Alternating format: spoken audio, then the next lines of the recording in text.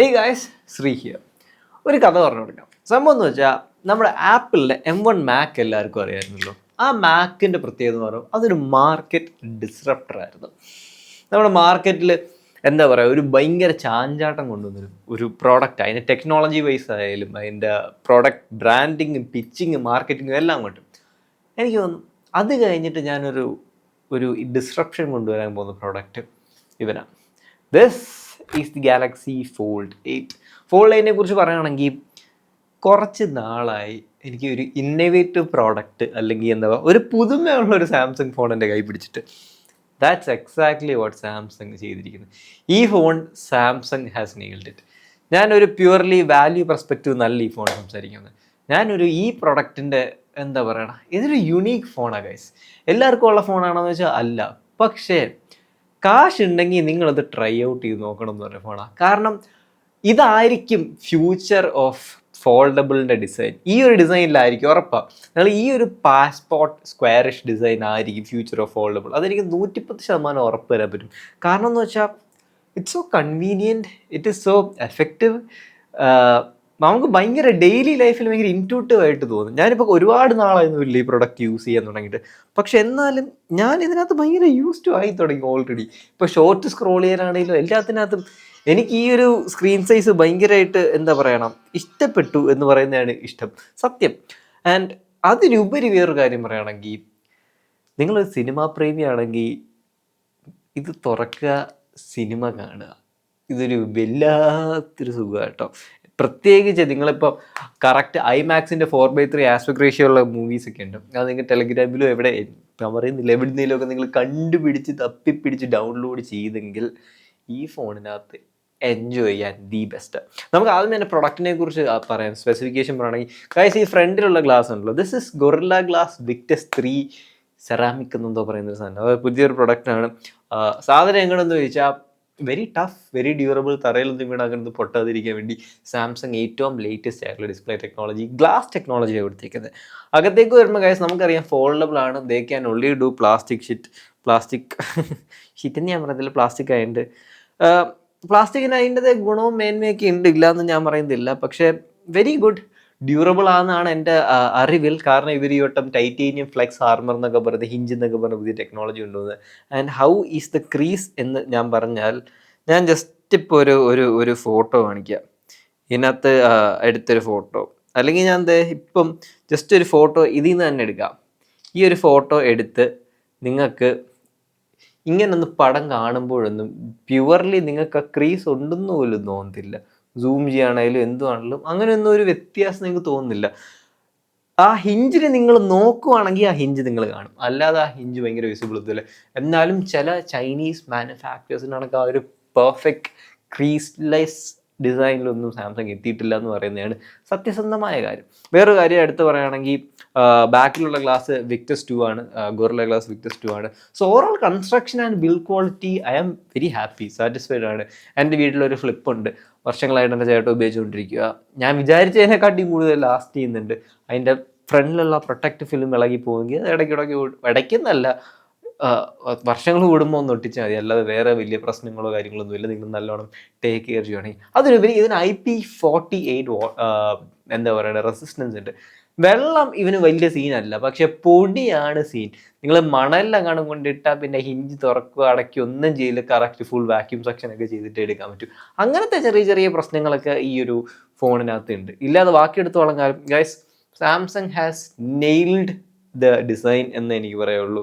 ഫ്രണ്ടിലാണെങ്കിലും ഒരുപാട് നമുക്ക് ആ ചിഹ്നോ കാര്യങ്ങളോ ഒന്നുമില്ല, ബസ്സിലൊന്നുമില്ല. സൂപ്പർ. എനിക്ക് ആ ബോക്സി ഡിസൈൻ ഭയങ്കര ഇഷ്ടപ്പെട്ടു.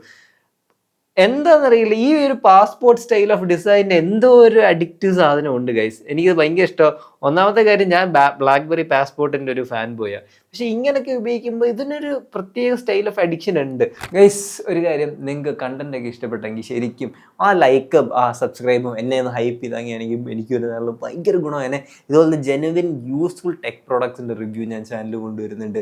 അതുകൊണ്ട് പ്ലീസ് സപ്പോർട്ട് മീ ഗൈസ്. എനിക്ക് ഭയങ്കര ഗുണമാണ്. Thank you.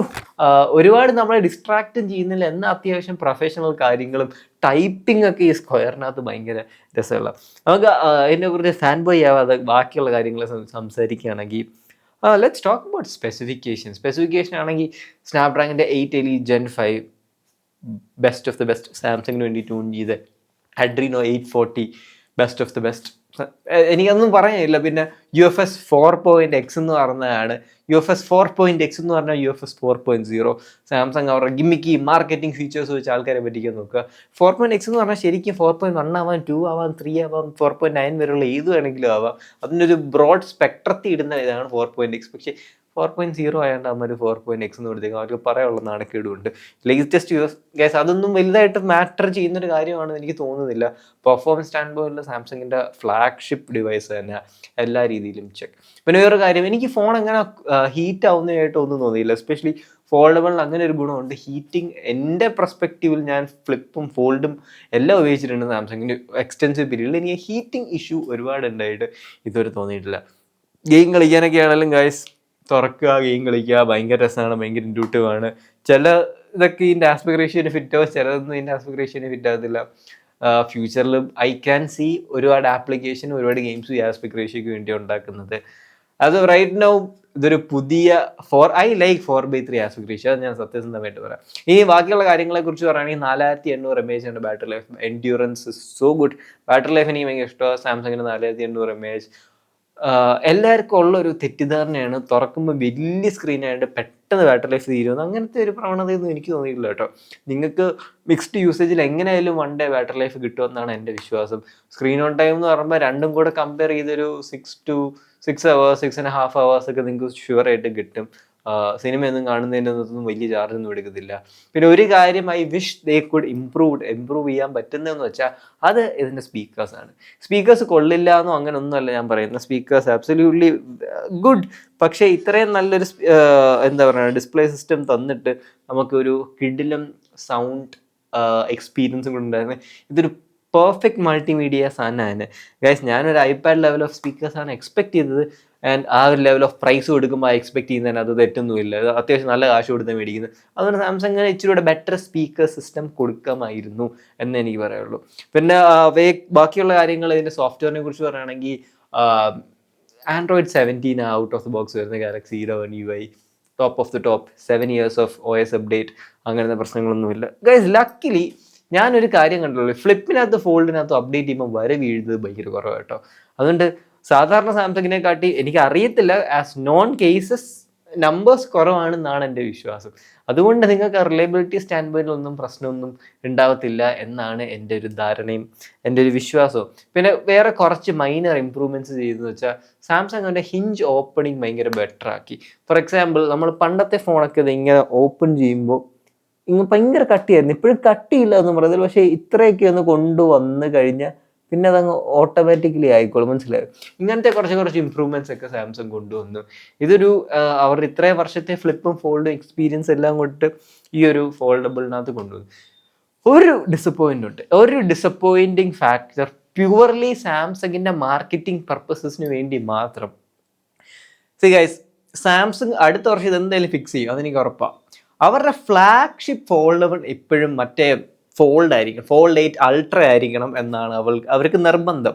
അവരുടെ ഫ്ലാഗ്ഷിപ്പ്, കാരണം അവർ ഇൻട്രൊഡ്യൂസ് ചെയ്ത പ്രൊഡക്റ്റാണ്, അവർ ഇൻട്രൊഡ്യൂസ് ചെയ്ത ഡിസൈനാണ്. പക്ഷേ ഫ്യൂച്ചർ ഓഫ് ഫോൾഡബിൾ ഡെഫിനറ്റ്ലി ഈ ഒരു ഷേപ്പിൽ, ഈ ഒരു ഫോം ഫാക്ടർ. അതുകൊണ്ട് മാത്രം ആ ഒരു പ്രോഡക്റ്റ് ഇതിനെ കട്ടിച്ചിട്ട് അൾട്ര ഹൈറാർക്കി ഇരിക്കണമെന്ന് വേണ്ടി മാത്രം കളർ ബ്ലഡി ബഗേഴ്സ് ഇതിന് 2 ക്യാമറ കൊടുത്തിട്ടുള്ളൂ. 2 ക്യാമറ ബാക്കിൽ, 2 50 MP ഒരെണ്ണം 23 mm വൈഡും ഒരെണ്ണം 120° വൈഡും. സാംസങ്ങിൻ്റെ flagship level of camera system ഒക്കെയാണ് ഇവിടെ കൊടുത്തേക്കുന്ന ക്യാമറയ്ക്ക് ഞാൻ കുറ്റമൊന്നും പറയത്തില്ല. അത്യാവശ്യം വളരെ നല്ല ക്യാമറ സിസ്റ്റമാണ്. I really like it.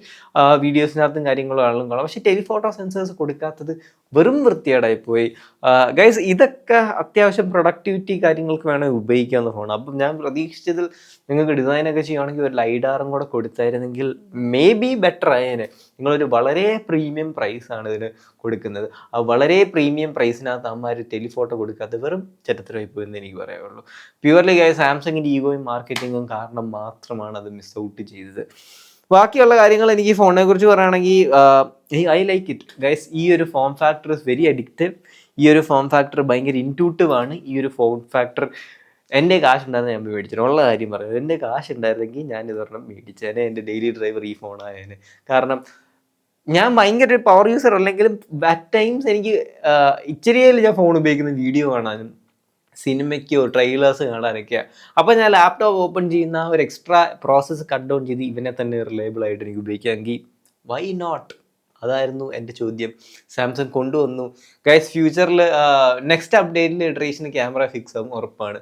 കാരണം മിക്ക കമ്പനീസും ഈ ഒരു ഡിസൈൻ ഫിലോസഫിയിലോട്ട് പോവുക. അതേപോലെ ഇത്രയൊക്കെ പറഞ്ഞുകൊണ്ട് എനിക്ക് ഈ വീഡിയോ നിർത്തണം. ഒരു കാര്യം എനിക്ക് പറയുള്ളൂ, ഗൈസ് ഈ ഫോൺ നിങ്ങൾക്ക് എക്സ്റ്റെൻസീവ്ലി യൂസ് ചെയ്തൊന്ന് പരിചയപ്പെടണം. നിങ്ങൾ നല്ലോണം യൂസ് ചെയ്യണം. ഞാൻ ഈ പറയുന്ന ഡിസൈൻ ഘോരഘോരമായി പ്രസംഗിക്കുന്ന ഡിസൈൻ എന്തുവന്ന് നിങ്ങൾക്ക് മനസ്സിലാവണമെങ്കിൽ നേരെ ട്വിൻസ് മൊബൈൽസിലേക്ക് പോകുക. അവിടെ 2-3 ഡെമോ ഫോൺസ് ഒക്കെ അവൈലബിൾ ആണ്. നിങ്ങൾക്ക് എക്സ്റ്റെൻസീവ്ലി യൂസ് ഒക്കെ ചെയ്ത് നോക്കാം. ആൻഡ് സെയിൽസും കാര്യങ്ങളും ഒക്കെ ഇവരുടെ നോക്കുവാണെങ്കിലും നമ്പേഴ്സ് സജസ്റ്റ് കാശുള്ളവർക്ക് ഇതിനാണോ, അത് മറ്റേ ഫോൾഡ് അൾട്രയ്ക്കല്ല. അതുകൊണ്ട് so guys, this design is the future of foldable. And ഈ ഡിസൈനിൽ തന്നെ ആയിരിക്കും നിങ്ങൾ ആപ്പിളിൻ്റെ ഈ വർഷത്തെ ഫോൾഡബിൾ ഫോൺ ഇറങ്ങാൻ പോകുന്നത്. So guys, it's Sree here, talk to you guys later. ഒരു കാര്യം കൂടെ പറഞ്ഞ് നിർത്തണമെന്നുണ്ട്.